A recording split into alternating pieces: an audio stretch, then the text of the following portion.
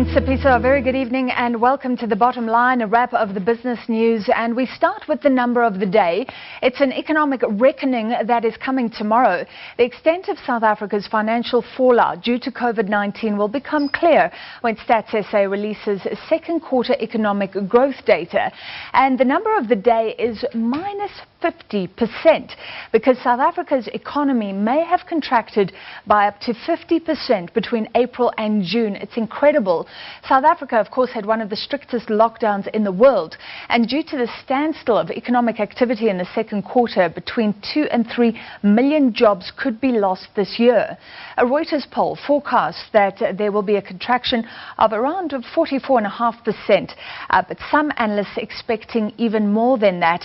Or either way, it will be the worst economic data released on record. This data will be retrospective, and a recovery is underway at the moment after lockdown restrictions were eased. For 2020 as a whole, the poll sees a contraction of 8%, but of course it all depends on the extent of Eskom load shedding this year.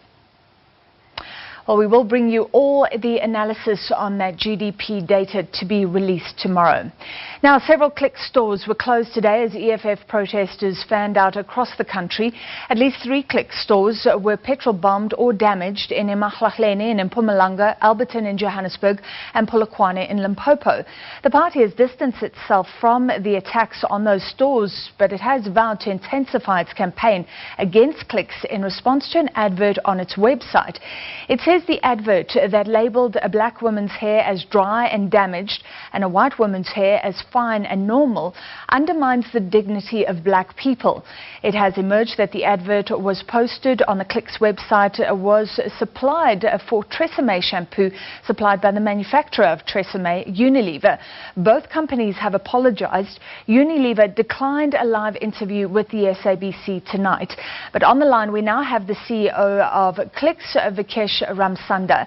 Mr. Ramsanda, thank you for being with us. How many Clicks stores were closed today? How many damaged? And were any Clicks workers affected by the demonstrations? Obviously, it was a very disruptive day for the group and for the Clicks brand. So we closed just over 400 stores for the day, and 300 or so were trading. And there were several stores damaged. I'm about to get an update this evening around 7:30. But it was a highly disruptive day. At the moment, I have no reports of any staff being injured. Our main concern, actually my main concern today, was to make sure that our staff and customers were safe. So the instruction that was that if ever the protesting became violent in any way, we should close our stores. You did try to go to court to interdict the EFF. Why did that fail? Well, the judge required apparently a bit more evidence, of what was happening, and then failed on the technicality. So we're currently trying to get that interdict as we speak.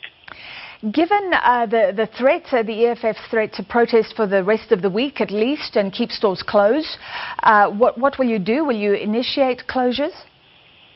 I think we'll follow the same strategy that we did today. It's not about success or failure. It's actually not being forced, to close the business because by a political party. I don't think any organization. We're a democracy. We're a country with laws, and you can't be threatened and bullied into closing the business. Now, I have to say, without a doubt, that I understand the anger and the pain that the material caused. It was insensitive. It was offensive. I saw it within 2 seconds. I couldn't believe that this is what we had posted on our website. But that doesn't give anyone the right to be violent and damage property. And Mr. Ramsanda, you have written an open letter. We'll talk about that. But first, are you going to engage with the EFF at all? It has demanded various things, including you releasing the names of those behind this advert going up on the website. Well, there's a few things around this. I mean, we didn't create the advert, so I can't. Firstly, I don't know who created the advert, and that's for Tresemme, to know the details on that. Our individuals are still our staff members, and they have rights, and we'll go through a proper disciplinary process. It's also against the law for me to provide the names of these employees to anyone else. But I think this is an internal matter, and shouldn't be shared with the open public. But action will be taken from a more senior level down to junior level. That we're still in the process of doing. Well, it's interesting that you say that because staff have been suspended, but it sounds like junior staff members. What about the senior staff members who should put in place controls, the checks, maybe the training? People are shocked that this happened at all. No, you're absolutely 100% right. But the breadth of responsibility of senior staff members is much larger. It's always easier to suspend someone who had an action to perform. They either would have done it or not done it, and they still have to go through a formal process. A senior staff member has multiple responsibilities, so it's important to make sure, again, we are fair to all our employees and recognize where did this fail and was this negligent in any way or not. But the bottom line is I cannot take away what happened. So our processes failed. We had to be far more diligent, and it's been a massive learning for me. Beyond the fact that it went up on our website, the insensitivity and the fact that a few people in the organization could sign this off is the work that I still have to do around diversity and transformation in my organization. Well, that's my question. What responsibility do you take for a culture that allowed what you call insensitive, offensive images to be displayed? And in your letter, you say you're committed to diversity.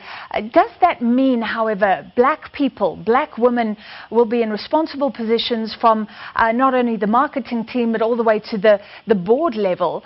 And how much does Clicks have to change for that to happen? What's the situation right now? I say to you, until Thursday last week, I thought we are well on our way to achieving our goals. More than 80% of our staff today are black. 60% of our board, is black. We have a strong transformation journey and a plan put into place. Obviously, this takes, as you would understand, takes a bit of time, and we're 100% committed to this. So what this incident has reminded me of, and has shown me, is that I've got to move faster. The plans are in place. It's not that we don't have a diversity program. We absolutely do. But the pace and the intensity with which we roll this out has to be greater at our head office. Even the crisis response, some people took offense to the apology to the natural hair community. I was amazed you weren't doing live interviews last week. That shows accountability. You weren't available. What would you say to South Africans who really believe this advert was racist and you really haven't shown real remorse as a company? No, I think we responded immediately with an apology, and we're just trying to investigate at that time. We went into crisis mode to understand what was happening. I couldn't believe this to start off with. I didn't, for a second, I didn't think we were a racist organization or had any issues around race and diversity. So I spent the weekend chatting to people, engaging with the board, etc. And obviously, last night I came through with a statement, and I've done interviews the entire day today. And I'm not removing the responsibility from myself or our staff in any way. These were offensive, but I can't take it back. All I can do now is be very clear on the route forward. And I don't want to put on a list very quickly of things to calm the story down. I'm engaging with our management team, our senior executives, and I want to be crystal clear when I commit to the things that we move forward in, so that I can be 100% committed to it. All right, thank you very much, and we'll follow those attempts to interdict the demonstrations. That was the CEO of Clicks, Vikesh Ramsanda. Well, let's look at how this played out on the market. And now boasts close to 700 stores countrywide with a yearly turnover of 25 billion rand from its predominantly black customers. Its controversial advertising campaign has left many dumbfounded. We've just gone through Women's Month, the month of August, but also, the whole program around Black Lives Matter. I would have expected a company of the size and caliber of Clicks, which also has a large part of its customers and employees being black people, to be a lot more sensitive with their advertising campaign. But the company's shareholders remain largely unmoved by the controversy. I suspect the investor stakeholders are looking at this and saying, we've seen this in the past, it is wrong, but it does not change the fundamentals of the company. So in time, they should recover some of the brand value that has been lost, and things should get back to normal. Click's CEO Vikesh Ramsanda has written an open letter apologizing to South Africans and promising what he calls real and systemic change in the manner the company conducts its business. Mbongeni Muchwa, SABC News, Johannesburg. All right, in other business news, the legal battle between Eskom and Free State's Majabeng municipality is gaining momentum. The municipality's lawyers are preparing to take Eskom to court for attaching its bank account, which it says is illegal. The municipality owes Eskom 3.4 billion rand. Majabeng's legal woes with Eskom date back to 2014 when the power utility secured a court order enforcing a payment plan. On Friday, Eskom managed to secure a court order to attach the municipality's bank account. We will continue to explore all available legal avenues to ensure that outstanding municipal debt is recovered. This step on the part of Eskom followed repeated failures by the municipality to adhere to its payment obligations to Eskom for electricity. This year, Eskom has only received 5 payments from the municipality amounting to 66.5 million rand. The municipality says, however, it has paid over 995 million rand since the 2014 court order. The municipality says incorrect allocation of payments by Eskom is the reason why correct payments are not reflecting on its books. Majabeng has issued instructions through its attorneys for Eskom to uplift the attachment on the municipal bank account by the end of business today. Power problems are familiar for residents of Majabeng. We are affected by the usage of electricity in such a way that we are forced to move over to solar power, which costs us a lot of money. There is damage our properties, our materials in the house. So even in the night, because now it's for COVID-19 regulations, so we must go to the home earlier. So if the light is off on the street, we have a problem of criminals. On the other hand, Eskom's nationwide load shedding has had a devastating impact on some of the residents. On Tuesday, Dineo Maruping's shack got burnt down when power returned after load shedding. I was outside with my youngest child after walking the older one to school. Around 9 a.m. the electricity returned, and at first I did not realize that there was smoke coming from my place.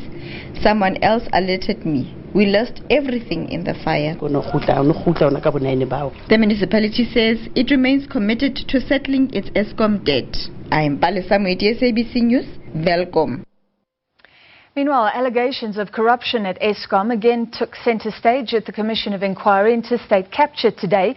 The Commission heard evidence from Eskom's former CEO, Tshidiso Matona, who says he was unfairly suspended from the power utility. Matona served as Eskom's CEO for 7 months, from October 2014 to April 2015. It was Tshidiso Matona, former Chief Executive Officer at Eskom, in the witness stand today at the state capture.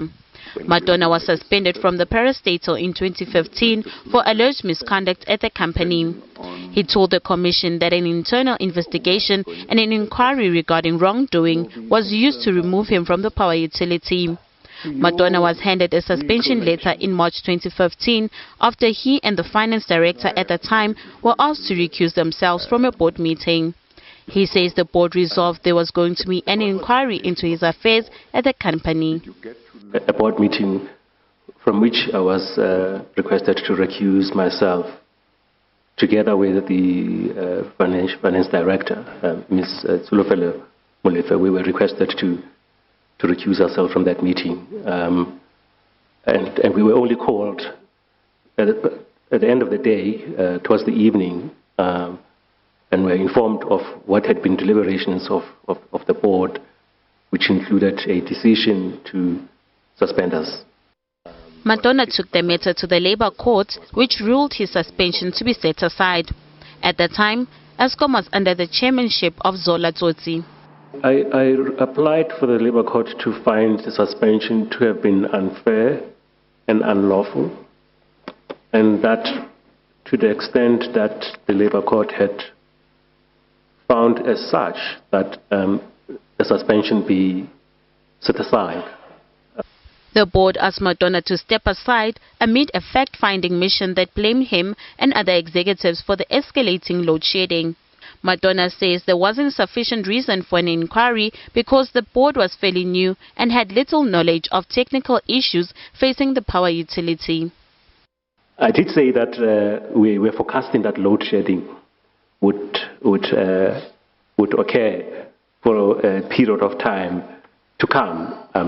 I couldn't have said 5 years because actually I was optimistic that we would resolve the load shedding problem earlier than 5 years. So I don't know where the 5 years came from. But certainly, based on where I sat, understanding the nature of the problem the company faced at the time, load shedding was going to be part of the life of the company for a while. Madonna says allegations leveled against him were later cleared by the Eskom inquiry. It was during this tenure that the former Gupta-owned New Age Media secured a 43 million rand sponsorship deal from Eskom. State capture inquiry resumes tomorrow. Nothando Makutulela, SABC News, Johannesburg. And of course, Eskom load shedding stage 2 underway, moving to stage 1 tomorrow morning and then back to 2 in the afternoon. Let's end with a look at the markets, and I can tell you that the rand is weaker today, possibly in anticipation of that massive decline expected in the economy for the second quarter. That will possibly move markets tomorrow. We'll bring you all the details. This is how the JSE ended.